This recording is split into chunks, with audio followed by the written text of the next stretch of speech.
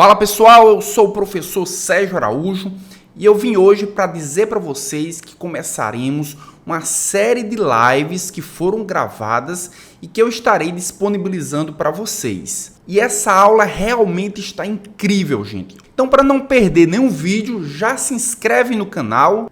Também já marque as notificações para ser avisado de todos os vídeos novos.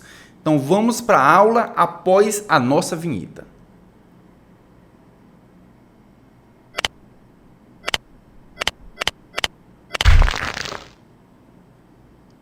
Ok, pessoal, boa noite a todos. Vamos começar nossa aula, Nossa aula sobre a depressão. A gente vai falar sobre a fisiopatologia da depressão.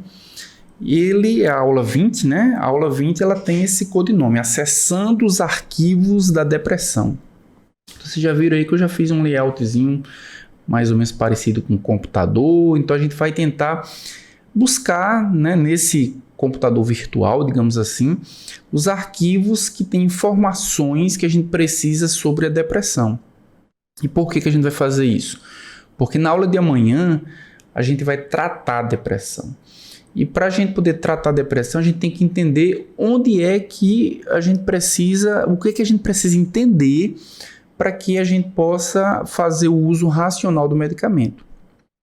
A gente só consegue, muitas vezes, tratar de forma correta quando a gente entende os pormenores, os detalhes sobre a doença. Por isso que na maioria das aulas, a gente fala um pouco antes da aula, antes do tratamento propriamente dito, a gente fala um pouco da fisiologia, fala um pouco da fisiopatologia, porque é só entendendo esses aspectos que a gente de fato vai conseguir fazer o tratamento de uma forma mais racional, tá bom? Eu vou clicar aqui em entrar para a gente ter acesso ao nosso desktop, tá bom? Do nosso computador virtual aqui. Mas antes de começar a aula propriamente dita, eu acho importante falar do CVV. O que é o CVV? Não sei se vocês conhecem. Quem aí, coloca aí no chat, quem aí conhece o CVV, já ouviu falar dessa sigla, CVV? Coloca aí no chat ou fala no microfone também. Não me é estranho, viu, professor? Pronto. O CVV, gente, é o Centro de Valorização da Vida, tá? Por que eu coloquei aqui logo no início da aula? Porque o Centro de Valorização da Vida tem um papel importantíssimo, não só para a depressão, outras diversas doenças psiquiátricas, mas eu acho que para a depressão ela é muito simbólico, Então o CVV, vocês podem acessar por esse site, cvv.org.br, e também podem entrar em contato pelo telefone 188. Qual é o papel do CVV? Realizar apoio emocional para a prevenção do suicídio.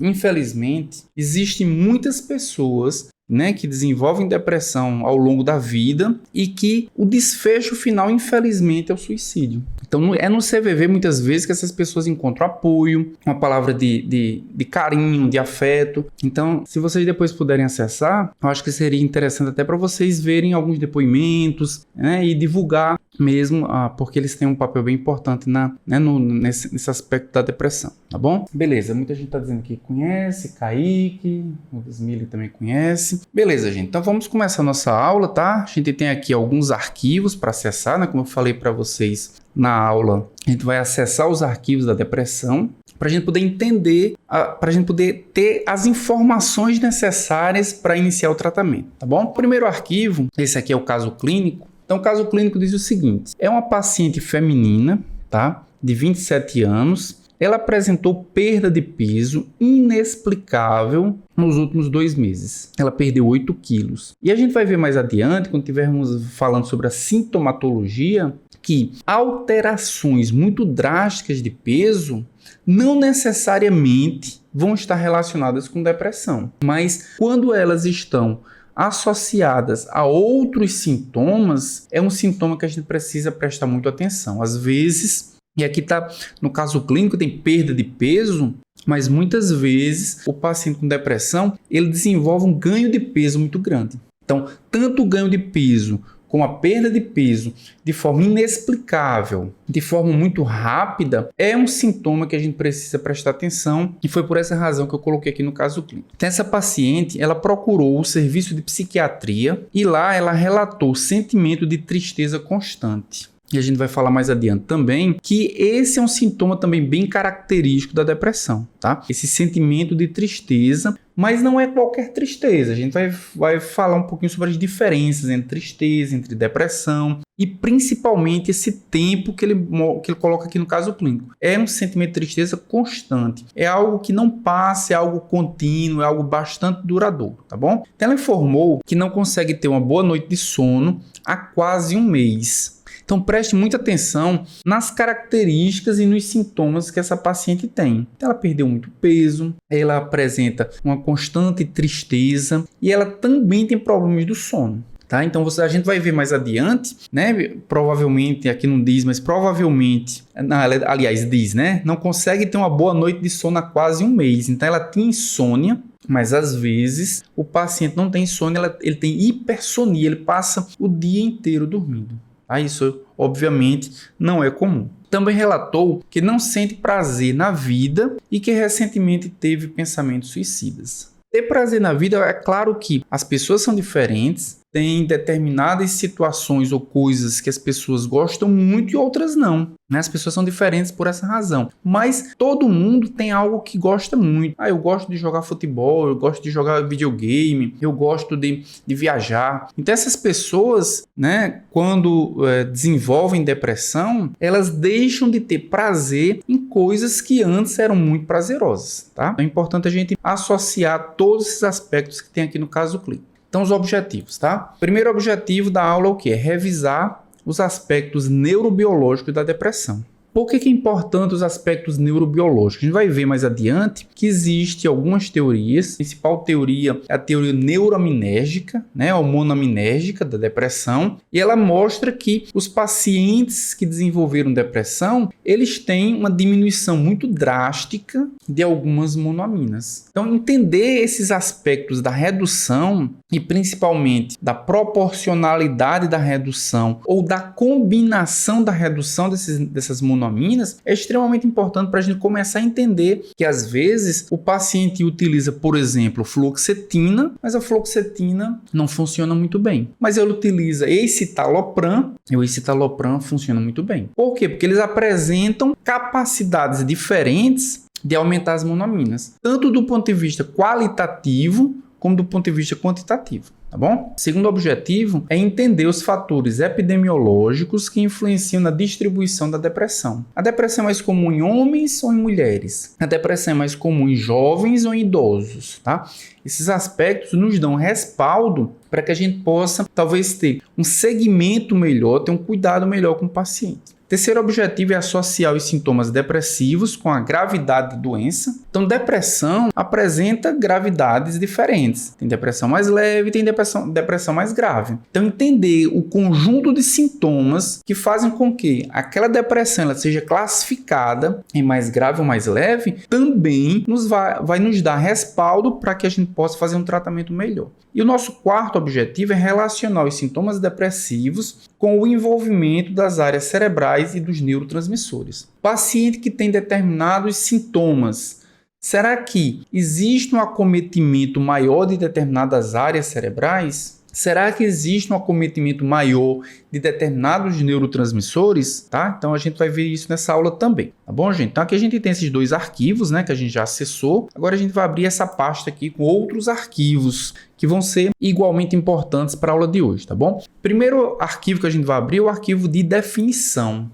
Antes da gente ler a definição, eu queria que vocês prestassem atenção nessas duas imagens. Essas duas imagens elas mostram o seguinte: elas mostram o cérebro de duas pessoas. Aqui foi feito um PET scan. O PET scan ele avalia o que? Avalia o metabolismo, né? A gente já viu isso em outras aulas. Ele avalia o metabolismo e quanto mais quente a cor, maior o metabolismo. Quanto mais fria a cor, menor o metabolismo. Então, do nosso lado esquerdo, a gente tem o PET scan feito de um paciente com depressão. A gente pode ver claramente que existe uma diminuição do metabolismo cerebral. E essa diminuição ela é difusa, não é em uma área concentrada, é em praticamente todas as áreas cerebrais. Já do nosso lado direito, é uma pessoa sem depressão, a gente pode ver diversas áreas quentes com alto metabolismo cerebral. É claro que vai existir algumas áreas frias, onde o metabolismo vai ser menor, menos intenso, Mas comparando esses dois cérebros, a gente pode observar claramente que no paciente com depressão existe uma diminuição do metabolismo cerebral.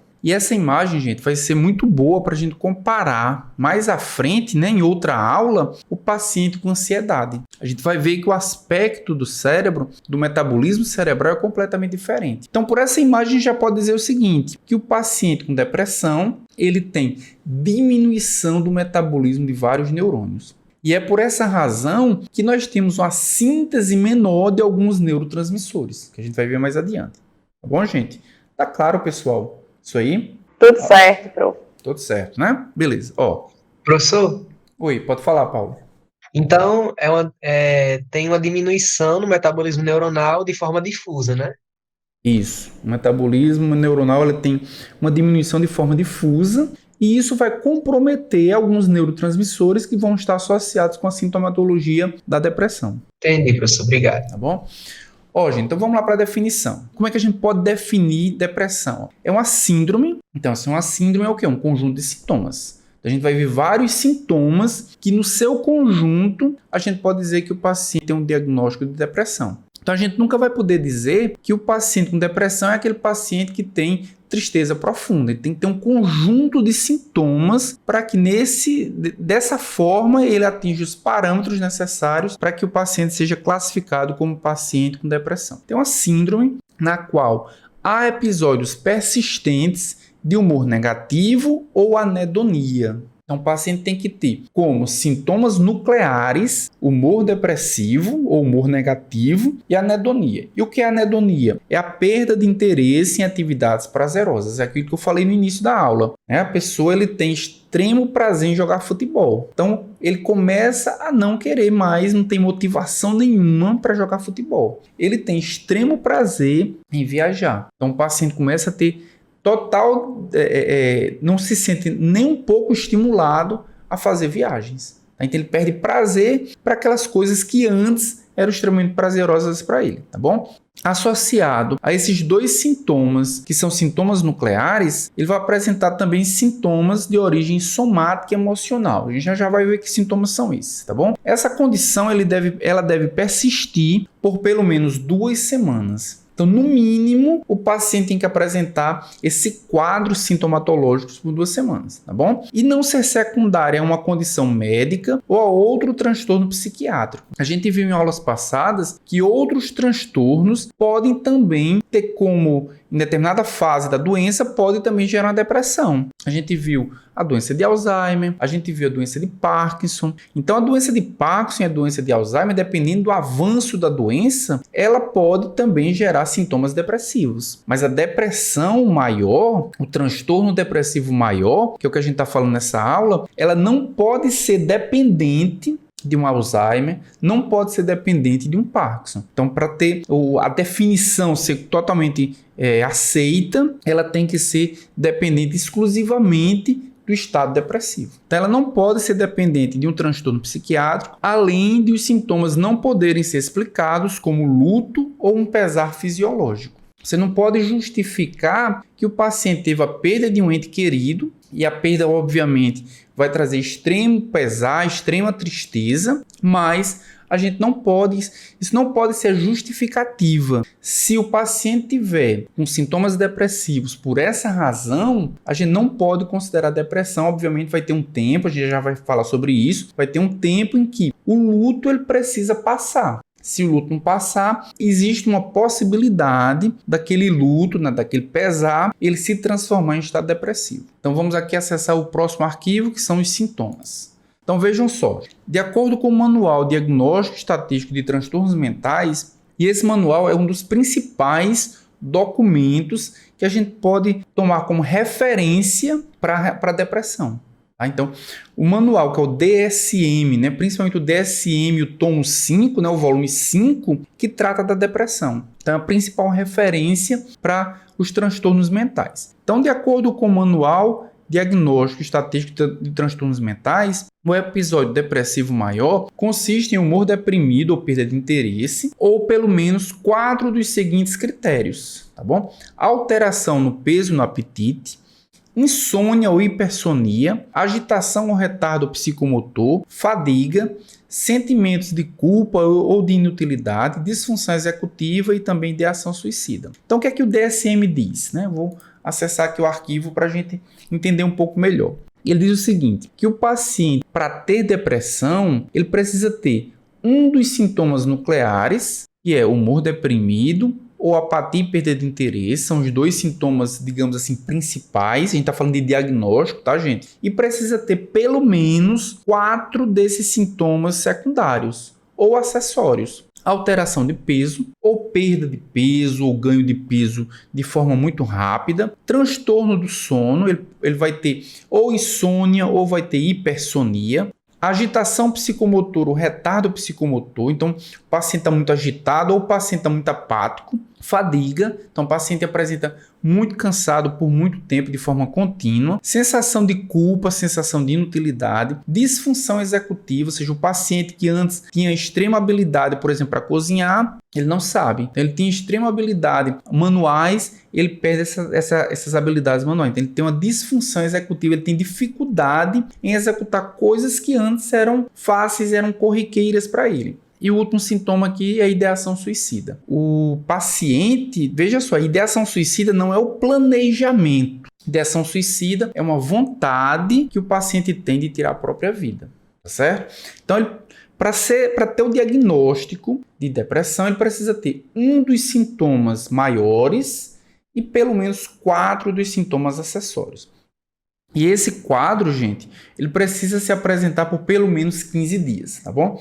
Então, esses são os sintomas para a gente poder entender. Para que haja diagnóstico de depressão, tem que existir um conjunto de sintomas, ou seja, uma condição mínima para que o paciente receba o diagnóstico. Para que essa doença ela seja classificada de acordo com a gravidade, são outros sintomas, é um outro conjunto, é uma outra lógica. Mas para diagnóstico tem que haver pelo menos um critério maior, ou um sintoma maior, e 4 sintomas menores para o paciente ser considerado um paciente com depressão, tá bom? Professor. Oi, pode falar. No caso de classificar por leve, moderado, não sei se existe, né, no caso da depressão, mas aí levar em consideração tipo a intensidade desses sintomas ou a duração deles, alguma coisa assim?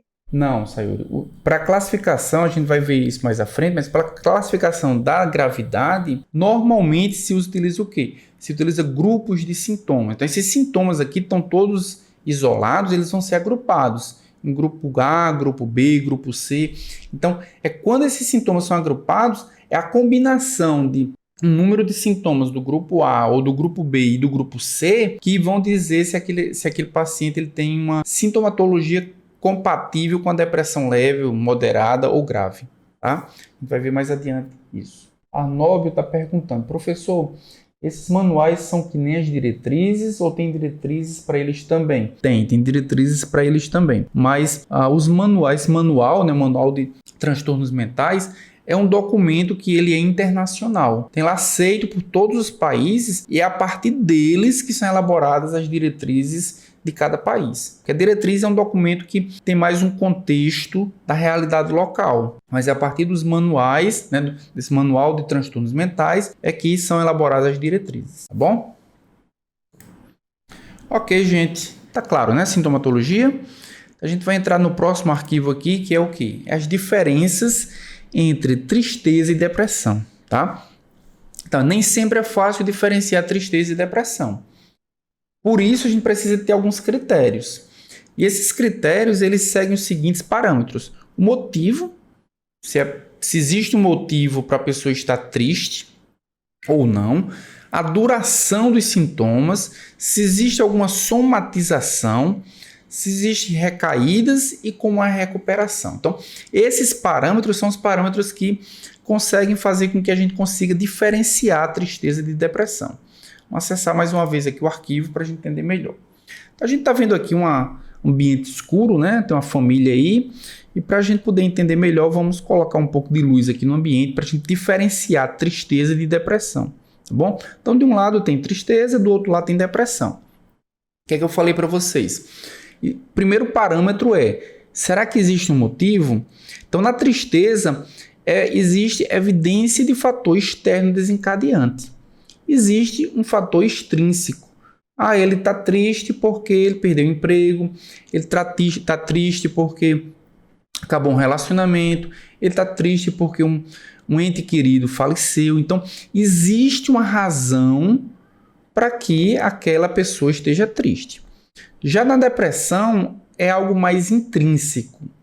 Mesmo que não exista uma razão óbvia, o paciente ele tem todos os sintomas de tristeza, mas, obviamente, como a gente está falando aqui, um dos aspectos é que não existe um motivo claro para aquela tristeza do paciente, tá bom? Com relação à duração na tristeza, normalmente ela dura menos do que 2 meses, na maioria das vezes dura muito menos do que 2 meses. Mas se o paciente tem, por exemplo, um luto, está triste porque um ente querido morreu, normalmente essa tristeza ela vai durar menos do que 2 meses.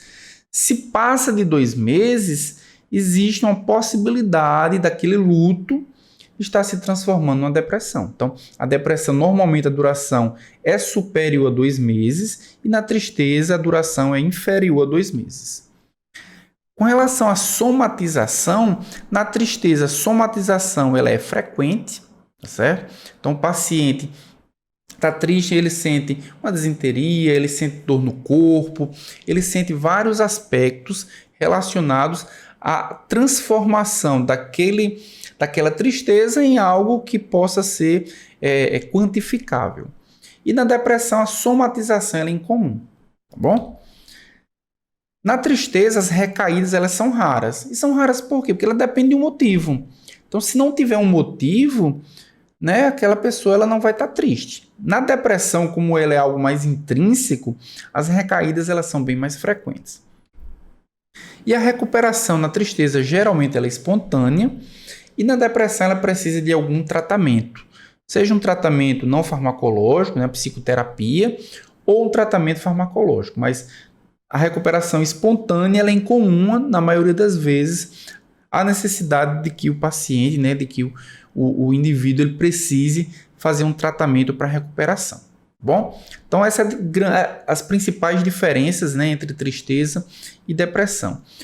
O arquivo gravidade. O que é que o arquivo gravidade diz? Diz o seguinte: a depressão ela pode ser leve, moderada ou grave, de acordo com o conjunto de sintomas que associados podem ser usados como parâmetros para definir a gravidade.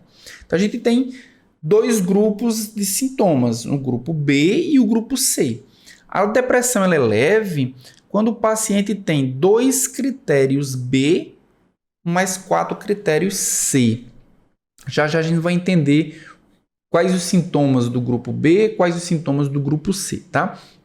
Mas o paciente ele é considerado com depressão leve se o conjunto de sintomas que ele apresenta são 2 do grupo B e 4 do grupo C. Ela é moderada quando são 2 do grupo B, os mesmos 2, e 6 sintomas do grupo C. Então, passa de 4 para 6. Então, esse conjunto de sintomas, essa associação, ela é compatível com uma depressão moderada. E ela é grave quando o paciente tem 3 critérios B, do grupo B, e 7 sintomas do grupo C, tá bom? Vamos saber agora que sintomas são esses, tá? Vou acessar aqui o arquivo, o grupo B. Quais são os principais critérios? Precisa durar pelo menos 2 semanas, tá? Então, os sintomas, humor deprimido, anedonia, todos aqueles sintomas que a gente viu, eles precisam durar no mínimo 2 semanas, tá bom? O humor deprimido presente a maior parte do dia, quase todos os dias. Então, é outro critério do grupo B. Energia diminuída ou fadigabilidade, ou seja, o paciente apresenta muito cansado, muito fadigado.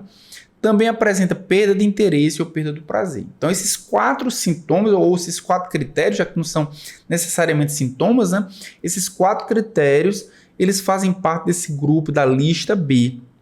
Então, o paciente com a depressão leve, por exemplo, apresenta 2 desses sintomas.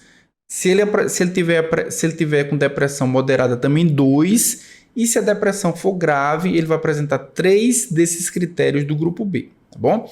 No grupo C, quais são os critérios? Então, pensamento recorrente de morte ou suicídio, diminuição da capacidade de pensar ou concentrar-se, alteração psicomotora, alteração do sono, alteração do apetite, sentimentos irracionais de reprovação ou culpa excessiva e perda de confiança ou autoestima. Então, da mesma forma, o paciente que tem depressão leve vai apresentar 4, pacientes que têm depressão moderada vão apresentar 6 desses critérios e paciente que apresenta depressão grave vai apresentar os 7 critérios do grupo C. Então, na associação dos critérios do grupo B com os critérios do grupo C, nós podemos definir a gravidade da depressão do paciente. Tá bom, gente? Então, gravidade, acessamos o arquivo, né? Já entendemos como é que a gente consegue classificar o paciente de acordo com a gravidade da depressão. O que acontece agora? O paciente ele vai começar a se tratar, a gente não vai falar de tratamento necessariamente hoje, mas o paciente vai começar a se tratar e esses sintomas eles vão começar a desaparecer, vão começar a se reduzir. Mas alguns sintomas eles vão ser persistentes, são os sintomas residuais, tá? Vamos acessar aqui o arquivo dos sintomas residuais. Então, nos pacientes que não obtêm remissão, ou seja, que apresentam alguns sintomas, esses sintomas são os sintomas residuais. Os sintomas residuais são insônia, fadiga, queixas físicas de dor, paciente que com depressão, muitas vezes um dos sintomas é dor, problemas de concentração, também problemas de falta de interesse, tá certo? Os sintomas residuais mais comuns são esses. Os menos comuns, eles são humor deprimido, ideação suicida e também retardo psicomotor. Como é que a gente sabe, ou quanto, se a gente puder quantificar desses sintomas residuais? A gente mostrou aqui um grupo que é mais comum, que ele permanece por mais vezes, né, mais incidente, e um grupo de sintomas residuais que é menos comum. Se a gente puder quantificar quantos % dos pacientes tem esses grupos de sintomas, né? Vamos clicar aqui no arquivo para a gente entender melhor. Ó, aqui a gente tem essa faixa aqui, mostra o quê? Mostra que o paciente está com humor normal, tá? Que a gente considera humor normal. Aqui o paciente ele começou a ter uma diminuição do humor, sintomas de depressão, tá certo? Até que ele iniciou aqui, ele está com estado depressivo e ele iniciou aqui o tratamento com antidepressivo. Então, quando ele inicia o tratamento com antidepressivo, ele vai ter redução dos sintomas. Então, nós temos aqui melhora do humor. Então, o paciente vai melhorar, alguns vão conseguir se recuperar plenamente, completamente. Ou seja, vão ter remissão completa. 33% dos pacientes vão ter remissão completa. 33% dos pacientes não vão apresentar sintomatologia nenhuma mais depois que fazem o tratamento correto. Só que 67% dos pacientes vão apresentar sintomas residuais. Os menos comuns, humor deprimido, ideação suicida e retardo psicomotor. E os mais comuns, insônia, fadiga ou sensação de dor, diminuição da concentração, diminuição do interesse. Então, dos 67% que apresentam sintomas, a grande maioria vai apresentar esses sintomas mais comuns. E alguns vão apresentar alguns sintomas, esses sintomas menos comuns, tá? Se a gente olhar aqui para esse gráfico aqui é um gráfico bem interessante. Ele mostra o quê? Ó? A proporção média de tempo que o conjunto de sintomas está presente em função do segmento em semanas. E aqui a gente tem o gráfico mostrando cada um dos sintomas. Então aqui foi feito um segmento com 145 semanas. Vejam que no início, quais eram os sintomas mais comuns? Problemas cognitivos, que é essa linha preta, tá certo? Sintomas principais, humor deprimido e perda de interesse, que é essa outra linha aqui, né? E essa aqui mais marronzinha é problemas para dormir, ou seja, insônia que o paciente apresentava. Esses sintomas eram os mais frequentes desde o início. Se nós observarmos aqui, eles são exatamente os sintomas residuais, ó, os mais frequentes desde o início, Obviamente, o paciente está se tratando, ele teve uma diminuição na frequência dos sintomas, aqui corresponde a 100%, ou seja, quase todos os pacientes têm esses sintomas, e esses sintomas são aqueles mais resistentes, mais difíceis de debelar mesmo com o tratamento. Então, a gente tem aqui problemas cognitivos, a gente tem os problemas para dormir, né, insônia, e essa linha mais clarinha, mais amarela, é exatamente a falta de energia, né? Diminuição de energia, o cansaço, a fadiga, são os 3 sintomas residuais mais comuns e, se a gente observar, eles já são comuns desde o início, eles apenas são mais resistentes ao tratamento, tá certo, gente? Vou voltar aqui para a nossa tela.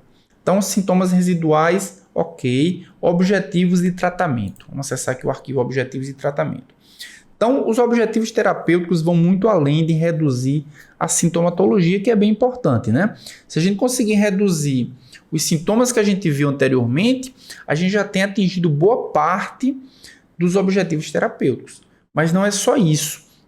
Então, o tratamento também pretende reduzir alguns riscos inerentes à própria doença. Vamos acessar aqui o arquivo para a gente entender melhor. Ó. Um dos objetivos, quando a gente trata um paciente, é sempre bom a gente ter em mente qual é o nosso objetivo terapêutico. O objetivo terapêutico é reduzir a dor. Então, se a gente diminuir a dor, a gente consegue atingir. Mas se o objetivo terapêutico é fazer com que o paciente volte à atividade física, enquanto ele não voltar, o objetivo terapêutico ele não foi atingido. Então, no caso aqui da depressão, um dos objetivos é o quê? Reduzir os sintomas agudos, ou seja, tirar o paciente da crise. Então, é apenas um dos objetivos. Outros objetivos é o quê? Retomada das atividades diárias. O paciente com depressão, às vezes, ele para de trabalhar, ele para de estudar, ele para de ter relacionamento social. Então, um dos objetivos é tratar o paciente para que ele volte à convivência normal, para que ele volte a ter as suas atividades normais, tá? Evitar que o paciente seja hospitalizado. Às vezes, o paciente ele se sente num pânico tão grande que ele precisa ser hospitalizado para fazer o uso de medicamentos mais fortes e que possa ser monitorado. Então, evitar a hospitalização é um dos objetivos terapêuticos. E diminuir o risco de suicídio. Muitas vezes, né, vocês viram que um dos sintomas que o paciente com depressão apresenta é o quê? É falta de energia. É diminuição da capacidade física. E quando o paciente começa a se tratar, se ele já tiver ideação suicida, quando ele começa a se tratar, que ele apresenta melhora sintomatológica, às vezes ele tem a energia necessária para cometer o ato. Então é importante não só tratar para ele melhorar da sintomatologia, mas monitorar e também aí a gente tem exatamente o papel do CVV, né? Para que ele possa acompanhar o paciente, para que quando ele tenha melhora clínica, ele não possa ter energia suficiente, por exemplo, para cometer um suicídio. Então, um dos objetivos é exatamente a diminuição do risco de suicídio. Ok, gente? E o nosso último arquivo dessa pasta, né, que é a resposta terapêutica, tá certo? Então, após o diagnóstico de depressão e início do tratamento, nem todos os pacientes respondem à primeira linha, sendo necessárias outras tentativas terapêuticas. E por que nem todo mundo responde à primeira linha?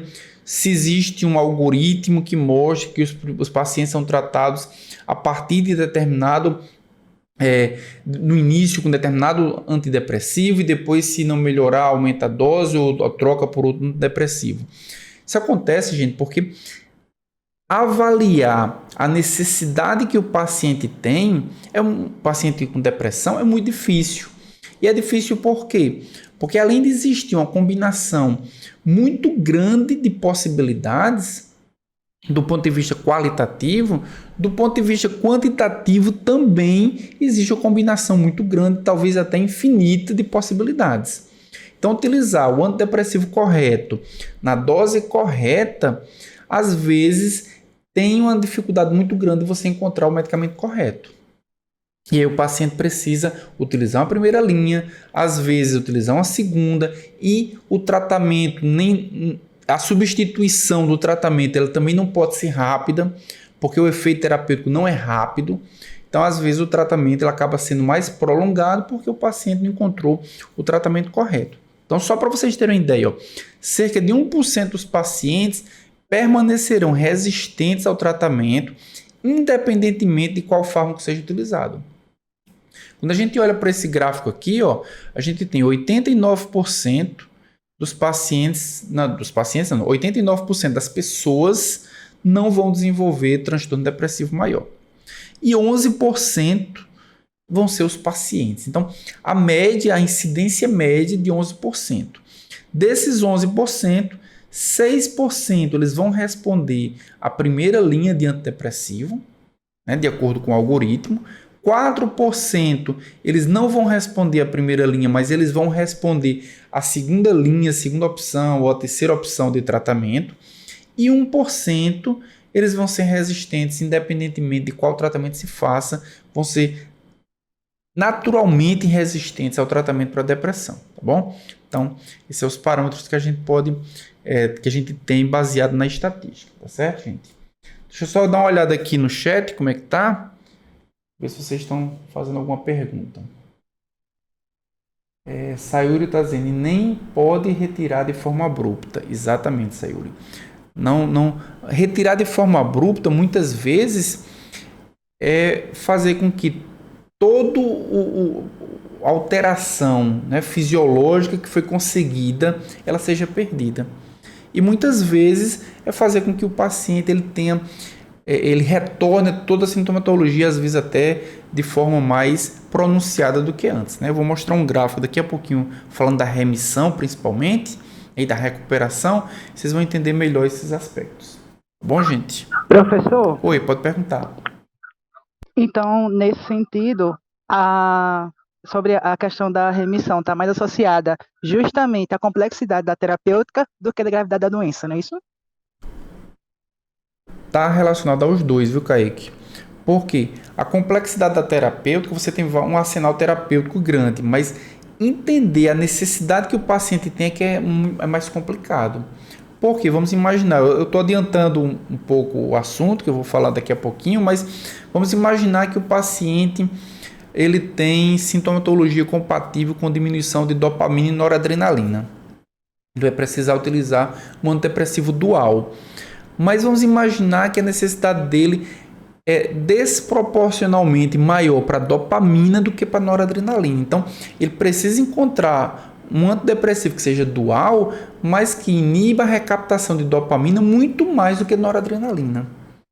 Mas nem sempre o paciente que tem necessidade de dopamina e noradrenalina vai ter proporcionalmente necessidade maior de dopamina do que de noradrenalina. Por isso que é tão difícil encontrar o antidepressivo ideal para aquele paciente. Porque às vezes ele tem uma combinação qualitativa e quantitativa que é completamente diferente de outros pacientes. Bom, fica bem mais difícil por essa razão. Entendi, obrigado. Beleza. Vamos lá, gente, vamos voltar aqui. Ó, então acessamos aqui essa pasta, né, os arquivos. Agora a gente vai para essa outra pasta aqui que eu chamei de imagens, né? Então a gente vai acessar outras informações que são importantes aqui para o tratamento da depressão também. Então os aspectos epidemiológicos, né, a gente não falou no início porque seria importante a gente entender essa questão conceitual, de sintomas, de gravidade. Então a gente agora pode entender um pouquinho dos aspectos da epidemiologia também.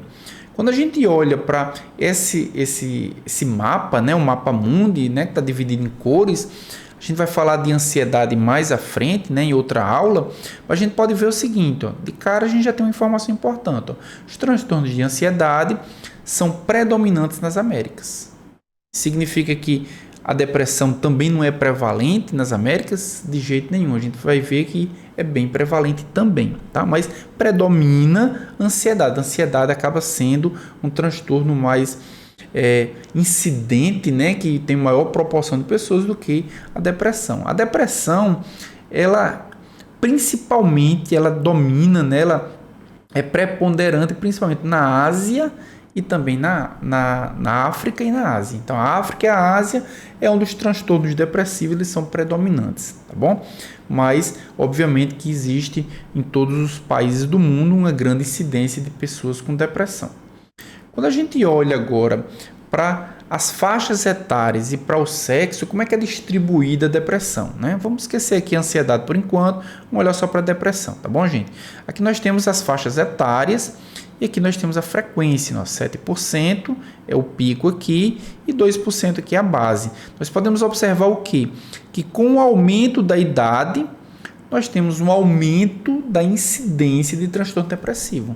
Então, o transtorno depressivo é muito mais incidente no idoso do que nas pessoas mais jovens, tá certo? Então, por isso que o paciente, a gente viu que é comum também no envelhecimento, né, o Alzheimer, o Parkinson, que acompanha a depressão, mas a depressão por si só, transtorno depressivo maior, ela também é mais incidente nas pessoas mais idosas, tá bom? Quando a gente olha para o sexo, a distribuição do transtorno depressivo maior no sexo, a gente pode observar o seguinte, o transtorno depressivo maior acomete mais mulheres do que homens, né? Então, a gente está olhando aqui para o Brasil, essa bolinha aqui que a gente pode destacar, a gente olha para aqui a gente tem as mulheres, né, a prevalência entre as mulheres, cerca de 5% aproximadamente, e quando a gente desce no gráfico, a gente tem a prevalência entre os homens em torno de 2,5%.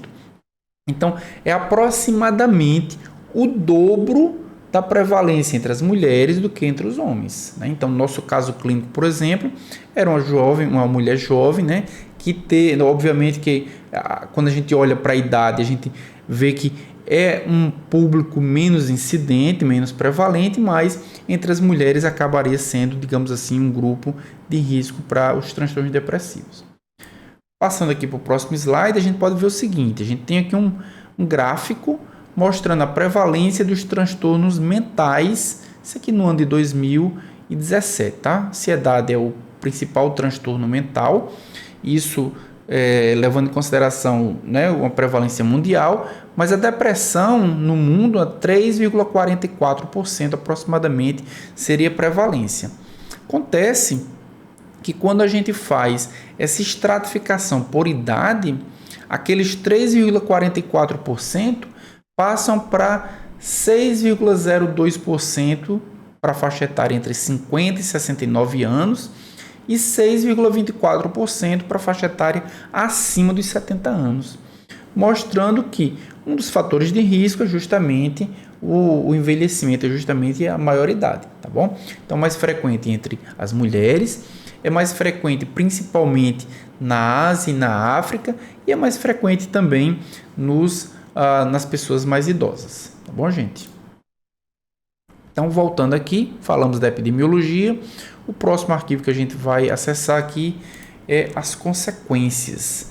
E que consequências que eu estou falando?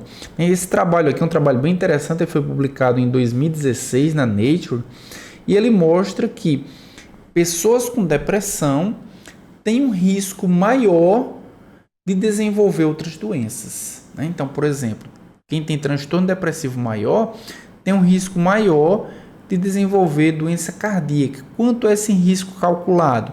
Cerca de 1,8 vezes maior. De déficit cognitivo também, tem um risco maior de desenvolver alguma incapacidade física. Também tem um risco maior de desenvolver câncer, ou um risco maior de mortalidade, 1,8 vezes também. E também tem um risco maior de desenvolver diabetes, desenvolver também a obesidade. Então, uma das consequências, pelo menos que mostra esse estudo, uma das consequências que o paciente que desenvolve o transtorno depressivo maior tem é de ter uma comorbidade, né? Várias comorbidades, a gente está vendo aí que chega a ser maior, né? pelo menos 60% a 80% maior a chance de desenvolver uma comorbidade do que pessoas que não têm transtorno depressivo maior. Bom, gente? Então, áreas cerebrais. Então, o que a gente vai ver nessas áreas cerebrais? Então, vejam só, gente. A gente trouxe aqui essa imagem. Essa imagem é uma imagem bem interessante, bem curiosa também, que ela mostra a evolução do que a gente entende sobre as áreas cerebrais. Então, antes de 1909, né, o que a gente conhecia sobre o cérebro? Era que o cérebro era dividido em lobos. Tem o lobo frontal, o lobo occipital, o lobo temporal. Então, era dividido em lobos. A partir de 1909, esses lobos eles foram divididos em áreas microscópicas. Então, cada lobo tinha várias áreas. A área da visão, a área do olfato, a área da audição. Então, aquelas áreas são áreas funcionais. Então, vejam que, obviamente, que existia um detalhamento microscópico que fez com que o entendimento sobre o funcionamento das áreas cerebrais ou do cérebro fosse melhor entendido, né?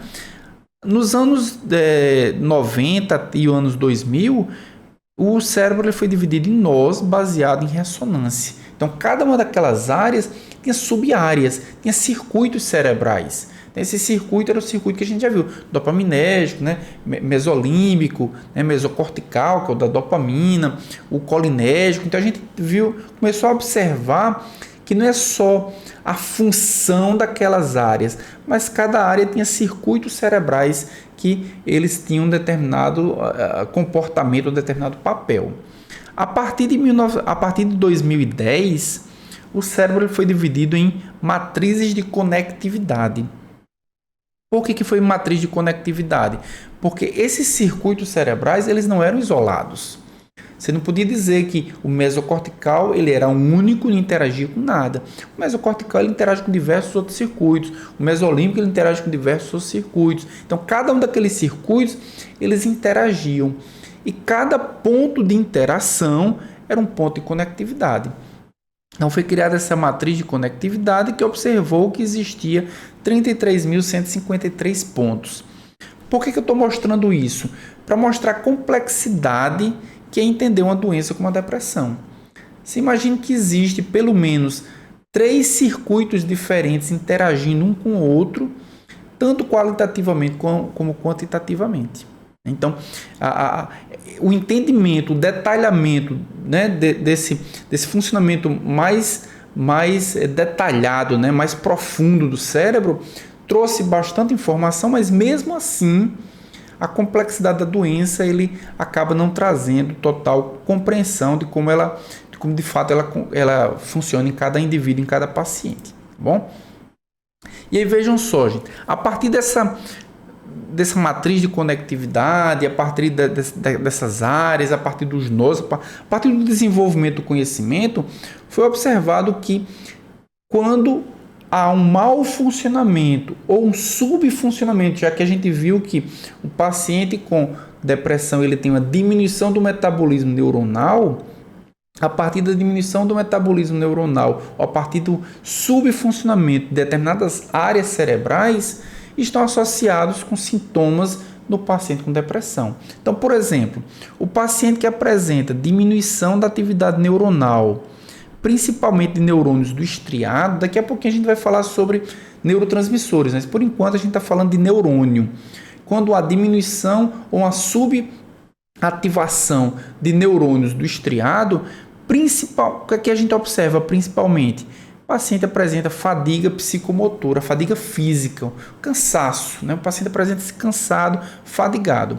Já quando há uma diminuição da atividade neuronal no núcleo accumbens, o paciente apresenta principalmente perda de interesse, perda de prazer, diminuição da energia e também fadiga. Nessa região aqui grande, que é chamada de córtex pré-frontal, a diminuição da atividade cerebral nessa região tem vários neurônios, vários circuitos, né? A gente observa o quê? Diminuição da concentração, do interesse, do prazer, também fadiga psicomotora, mas aqui é uma fadiga mental, sensação de culpa, tendência a suicídio, inutilidade. Aqui na região mais posterior, né, mais final aqui, também diminuição do humor. Nessa região aqui, que é a amígdala, quando há uma diminuição da atividade neuronal nessa região, o que se observa é que o paciente apresenta sensação de culpa, tendência suicida. Na região do hipotálamo, sensação de inutilidade e diminuição do humor. Aqui na região do tronco encefálico, sono e apetite, né? Diminuição do sono e também aumento do apetite. E aqui na região do cerebelo, principalmente alteração psicomotora. Então vejam que, com o entendimento das áreas cerebrais, dos pontos de conectividade, começou a se observar que quando aquele indivíduo tem uma diminuição da atividade neuronal em determinada área, aquela área que era responsável por uma determinada função o paciente apresenta uma determinada sintomatologia. Então, se a gente consegue fazer um tratamento específico para o paciente, para aumentar a suplementação do neurotransmissor faltante apenas naquela área, a gente vai falar um pouquinho amanhã de tratamento, e aí amanhã a gente vai falar de reações adversas também. A gente tem o quê? Diminuição dos sintomas, sem que essa diminuição dos sintomas cause reações adversas. Obviamente que esse nível de tratamento ele acaba sendo bem complexo e muito difícil de ser atingido, né? Mas o conhecimento a gente já está progredindo. Então a gente entendeu o que é áreas cerebrais, tá? O que a gente vai falar agora, no próximo arquivo que a gente vai acessar, é a fisiopatologia da depressão.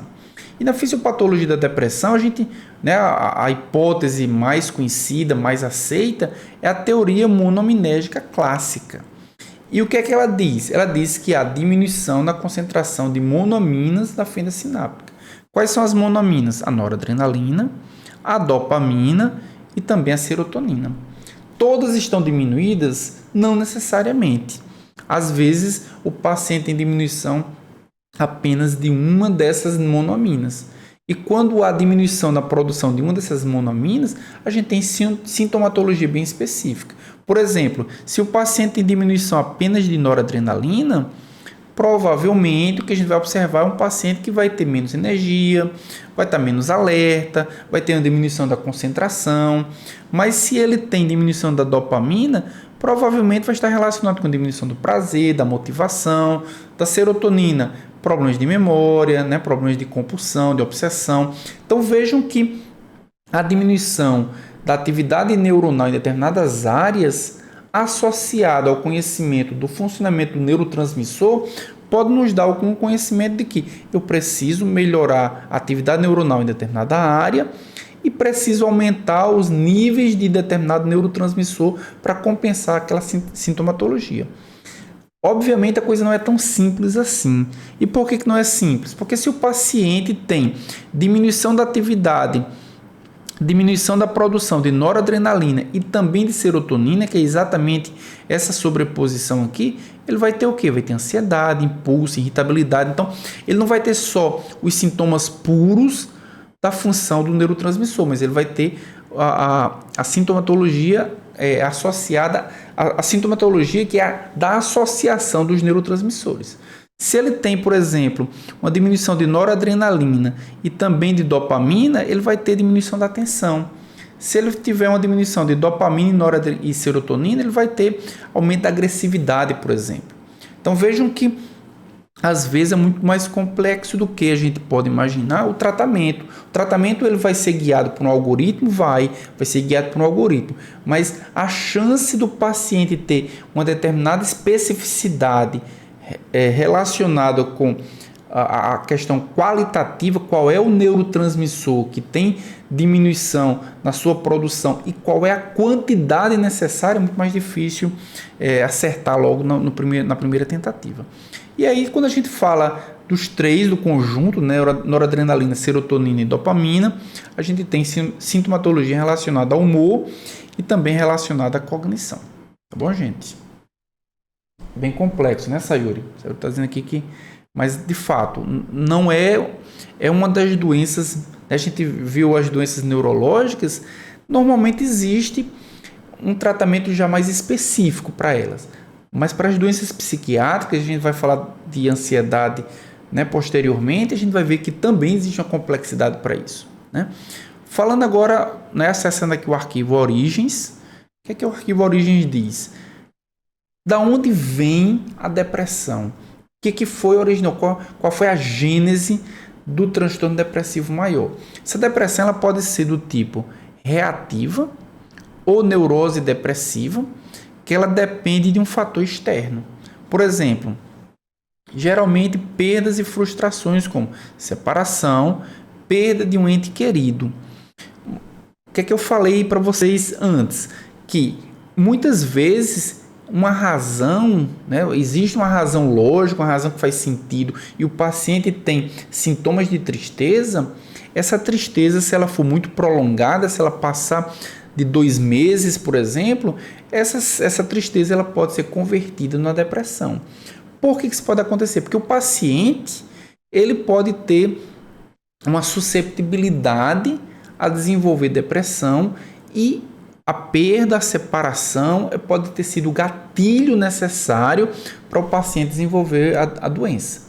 Então, muitas vezes o paciente com depressão reativa, ele teve aquele gatilho, ele teve, por exemplo, o luto ele não passou e o paciente ele desenvolveu um transtorno depressivo. Também pode ser, a origem pode ser uma depressão secundária à doença orgânica. Por exemplo, o paciente teve um acidente vascular cerebral e a partir desse acidente vascular cerebral, a partir desse AVC, o paciente desenvolveu um transtorno depressivo. Ele teve um tumor cerebral e a partir desse momento, desse fato, ele teve também o desenvolvimento de um transtorno depressivo. O hipotireoidismo também é comum, o paciente ter hipotireoidismo e o hipotireoidismo não foi tratado ou foi tratado tardiamente, isso também culminou com o desenvolvimento de uma depressão. Ou doença de Parkinson, a gente viu que com avançada doença, em determinada fase, ele pode ter sintomas característicos de depressão. E a depressão, a origem pode ser endógena também, por deficiência de neurotransmissores. É o que acontece, por exemplo, no envelhecimento. O paciente com envelhecimento ele começa a ter deficiência na produção de neurotransmissores e ele começa a desenvolver sintomas depressivos, é o que acontece com os idosos, mas pode acontecer também por questões genéticas. Então, muitas vezes, o paciente ele tem na família alguém que desenvolveu depressão e geneticamente ele pode ter herdado aquele gene que fez com que o paciente tivesse uma dificuldade de produzir aqueles neurotransmissores. Então, ele vai ser uma depressão considerada endógena também. Então, depressão familiar ou psicose maníaco-depressiva. Ok, gente? E o neurotransmissor? Como é que a gente pode... Vamos acessar esse arquivo aqui para ver que informações que a gente tem sobre ele. Veja só, gente. Esse esquema é um esquema bem interessante também. Ele está num livro que eu vou mostrar no final da aula. É o Psicofarmacologia Distal. E ele mostra uma coisa bem interessante.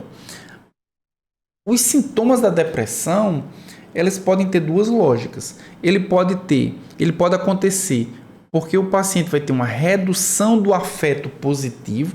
Muitas vezes a gente pensa, o paciente com depressão, ele tem diminuição dos sentimentos, ele tem aumento dos sentimentos negativos. Mas às vezes ele tem redução dos sentimentos ou redução do afeto positivo. E o que é que significa isso? Por exemplo, o paciente que tem redução ou perda da felicidade, perda da alegria, é redução daquele sentimento que seria um sentimento positivo, o que ele considera sentimento positivo. O interesse ou prazer, por exemplo, quando o paciente tem redução do prazer ou redução do interesse, também é redução do afeto positivo.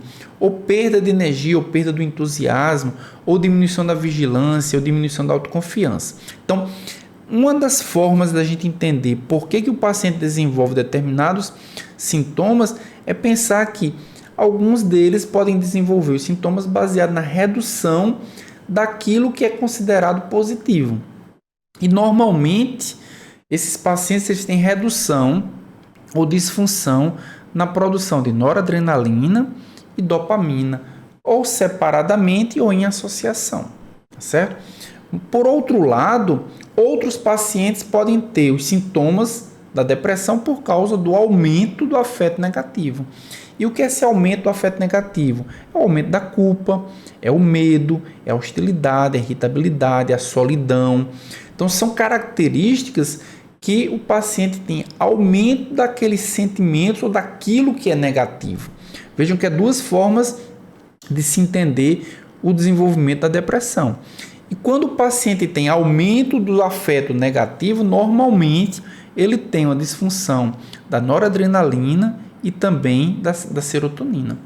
Vejam que quando a gente começa a entender a associação de neurotransmissores com a depressão, a gente começa talvez a ter um ponto de vista mais de tratar o sintoma baseado na necessidade que ele tem do aumento do neurotransmissor. É claro que a gente não vai ter a certeza da proporcionalidade, a certeza da quantidade necessária, mas pelo menos a gente tem ali, tem aumento do afeto negativo, então provavelmente antidepressivo dual, que aumenta noradrenalina e serotonina, ele vai ter chance de ser mais eficaz do que um outro. Ou ele tem redução do afeto positivo, a gente vai também promover o aumento da noradrenalina e também da dopamina.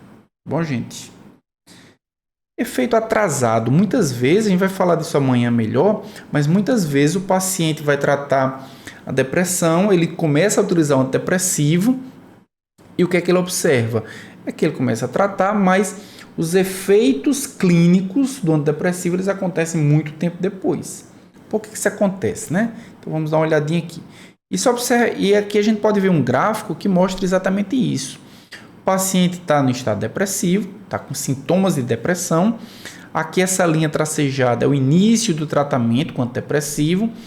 Logo no início, o que a gente observa é que vai haver um aumento na quantidade de neurotransmissor, mas vai existir o efeito clínico, vai acontecer muito tempo depois. Vai acontecer, mas ele vai acontecer muito tempo depois. E o que a gente precisa entender é por que isso acontece. Olhando aqui para esse gráfico, para essa imagem, a gente pode entender melhor.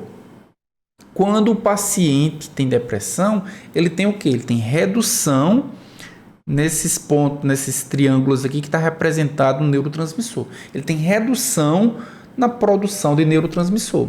Pode ser dopamina, pode ser noradrenalina, pode ser serotonina, tá certo? A gente não está falando de qual é o neurotransmissor.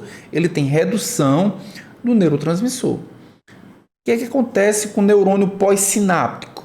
Para compensar essa redução, ele aumenta a síntese, ele aumenta a expressão do receptor pós-sináptico. Vamos imaginar que isso aqui seja serotonina. Ele aumenta a síntese, a expressão do receptor pós-sináptico para serotonina. Qual é o intuito disso acontecer? Ele consiga captar mais serotonina. Só que captar mais serotonina significa que ele vai conseguir com que todos os neurotransmissores se liguem ao receptor. Mas cada receptor produzido, ele vai ter uma capacidade menor de despolarizar esse neurônio pós-sináptico. Tá certo? Então, vejam aqui a quantidade de receptor pós-sináptico. Obviamente, quanto maior a quantidade, maior a chance dele conseguir se ligar, captar o sinal do neurotransmissor. Só que esses receptores aqui, todos juntos, eles vão ter a capacidade de despolarizar esse neurônio, ou seja, cada um individualmente tem uma capacidade menor do que eles quando eles eram em quantidades menores.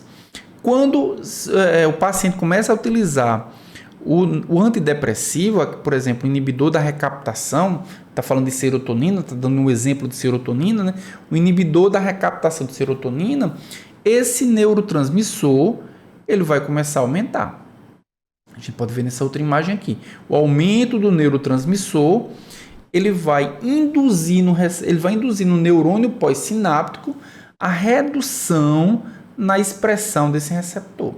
Então, esse intervalo entre nós temos um neurônio pós-sináptico com grande quantidade de receptores. Comecei a utilizar um antidepressivo. Esse antidepressivo promoveu um aumento na produção, um aumento na quantidade de neurotransmissor.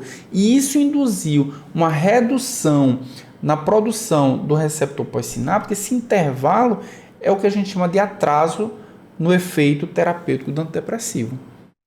Normalmente, esse atraso é de mais ou menos 2 semanas. Então, o paciente começa a utilizar o antidepressivo e aí na primeira semana ele continua com os sintomas da depressão, 10 dias ele continua com os sintomas da depressão, mais ou menos com 15 dias ele começa a ter os efeitos terapêuticos. Por quê? Porque com 2 semanas houve redução na quantidade de receptor pós-sináptico e cada um desses receptores ele vai ter uma capacidade maior de despolarizar o neurônio pós-sináptico do que esses em quantidades maiores. A gente viu o efeito atrasado, agora a gente vai falar da história natural da doença, né, para a gente poder finalizar a aula de hoje. Esse é aquele gráfico que eu tinha falado para vocês, né, da remissão e da recuperação. O paciente aqui está com humor normal, considerado normal, começa a ter humor deprimido, anedonia, começa a ter os sintomas, ele tem a síndrome, o conjunto de sintomas, é diagnosticado com depressão, tá? E começa aqui o tratamento. Quando ele começa o tratamento, ele tem um aumento, né, tem uma melhora dos sintomas, certo? E essa melhora dos sintomas a gente viu que começa depois de mais ou menos 15 dias, mas ele só vai ter recuperação plena, ou melhor, remissão, né? Só vai ter remissão plena com mais ou menos 6 a 12 semanas. Isso é o que se espera, que depois de 6 a 12 semanas que ele iniciou o tratamento, é que se ele não tiver sintomas residuais nenhum, ele vai estar completamente sem sintomas, né? Que é esse ponto aqui de cima, tá certo? Só que a gente não chama isso de recuperação, a gente chama isso de remissão. Por que é remissão? Porque remissão é desde o momento que ele começa o tratamento, durante um ano, durante os 12 meses, se ele não tiver com sintomas, esse paciente é considerado um paciente em remissão, tá certo? Se durante o tratamento ou durante a remissão esse paciente voltar a ter sintomas depressivos, isso é chamado de recidiva, tá certo? É recidiva, ou seja, o paciente ele recidivou, é o mesmo estado depressivo que ele tinha, que voltou a ter os sintomas novamente, tá bom? Não uma nova crise depressiva, é a mesma crise. Só que se o paciente conseguir manter-se sem sintomas depois de um ano, aí sim esse paciente é considerado recuperado. Ele recuperou, ele está um ano sem nenhum sintoma depressivo e está recuperado. E se depois de um ano ele voltar a ter sintomas depressivos, esse paciente ele é considerado recorrente.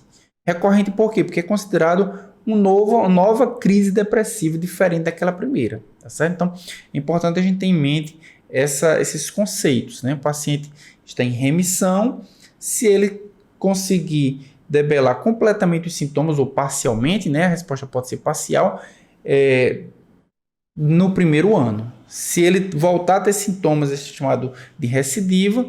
Depois de um ano é recuperação se ele debelar, e se ele voltar a ter sintomas é chamado de recorrência. Bom, gente? Veja só, esse gráfico aqui é um gráfico bem interessante também. Ele mostra o quê?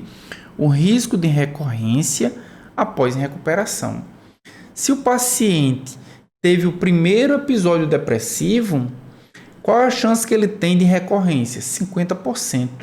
Ou seja, ele tem 50% de chance de ter um segundo episódio depressivo.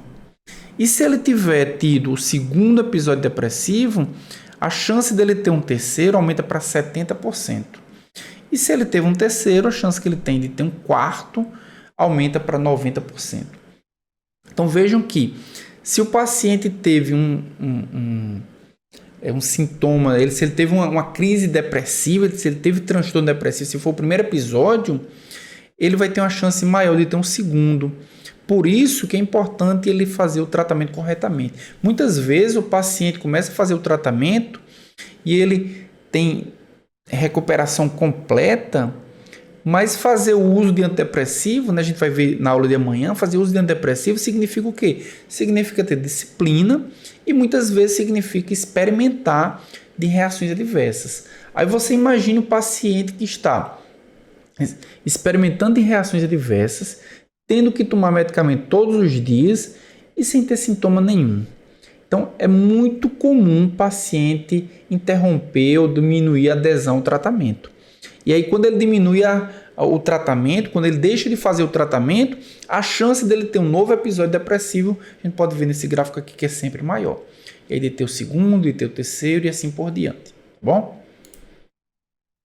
Então, terminamos a história natural da doença, né? Então, a gente viu, na aula de hoje, a gente falou sobre, principalmente, sintomatologia, a classificação da doença, tá? E falamos também sobre a história natural, além de umas pinceladas, né, sobre o uso de antidepressivos para tratar os sintomas principalmente, tá bom, gente?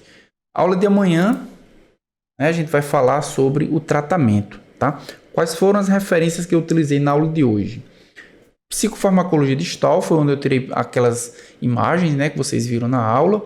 E os livros que eu sempre estou utilizando, que é Princípio de Farmacologia do Golan, também o do Fuchs, né, Farmacologia Clínica, o Goodman, e esse livro também é um livro bem interessante também, que é Farmacoterapia. É um livro que é em inglês, mas que tem a parte de tratamento e protocolo bem interessante também, né? Se vocês depois quiserem dar uma olhada, eu tenho ele em PDF, posso emprestar para vocês. Tá bom, gente? Acho que é isso. Alguma pergunta? Tudo certo. Uma dúvida? E aí, você está gostando da aula até aqui? Então não se esqueça de assinar o canal, de marcar as notificações para ser avisado de novos vídeos que vão aparecer também mais adiante. Se você quiser me acompanhar nas redes sociais, aqui na tela nós podemos ver algumas delas. Você pode me seguir e lá nós podemos trocar uma ideia. Até a próxima aula.